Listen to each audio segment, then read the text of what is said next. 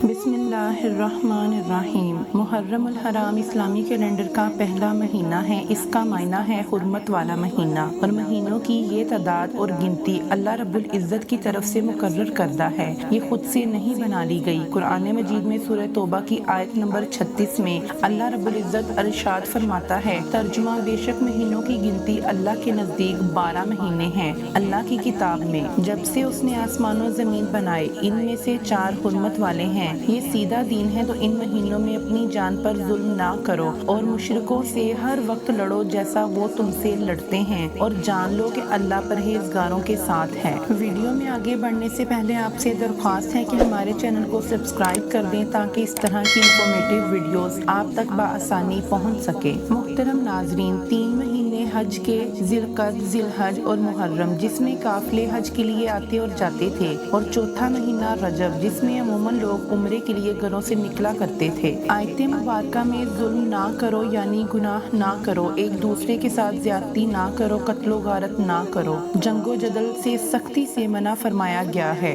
محترم ناظرین، اس مقدس مہینے کی عظمت و فضیلت یہ ہے کہ اللہ تعالیٰ نے زمین و آسمان، پہاڑ، سمندر، لوح و قلم، جبرائیل اور دیگر فرشتوں کو پیدا فرمایا۔ اسی ماہ میں حضرت آدم علیہ السلام کو پیدا کیا، اور آپ کی توبہ بھی اسی ماہ میں قبول ہوئی۔ عاشوراء یعنی محرم میں حضرت نوح علیہ السلام کو طوفان سے نجات دی، اور حضرت ابراہیم علیہ السلام اسی مہینے میں پیدا ہوئے، اور اسی مہینے میں آپ پر آگ گلزار ہوئی، فرعون غرق ہوا، اور موسیٰ علیہ السلام کو فرعون کے ظلم و ستم سے نجات ملی۔ حضرت یونس علیہ السلام مچھلی کے پیٹ سے زندہ باہر آئے۔ اسی مہینے میں حضرت ادریس علیہ السلام مکان علیہ میں پہنچے، اور اسی ماہ میں حضرت ایوب علیہ السلام شفا یاب ہوئے۔ حضرت داؤد علیہ السلام کی توبہ قبول ہوئی۔ اسی مہینے میں حضرت سلیمان علیہ السلام کو سلطنت ملی، اور اسی ماہ میں اللہ تعالیٰ عرش پر مستوی ہوئے، اور اسی ماہ میں قیامت آئے گی۔ یہ اس حدیث مبارکہ کا ترجمہ ہے جو امام عبد القادر جیلانی نے اپنی کتاب میں لکھی ہے۔ اسلام سے قبل لوگ یوم عاشوراء محرم کا روزہ رکھتے تھے، پہلے 10 دن روزہ رکھتے تھے، اور اس کے اختتام پر عید کی طرح خوشی مناتے تھے۔ اسلام کے ابتدائی دنوں میں عاشوراء اور محرم کا روزہ فرض تھا۔ رمضان کے بعد اس کی فرضیت تو ختم ہو گئی، لیکن مستحب ہونے کا درجہ اب بھی باقی ہے۔ بخاری اور مسلم کی روایت ہے کہ حضور اکرم صلی اللہ علیہ وسلم جب مدینہ تشریف لے گئے تو یہودیوں کو عاشوراء اور محرم کا روزہ رکھتے ہوئے دیکھا، تو فرمایا، تم اس دن روزہ کیوں رکھتے ہو؟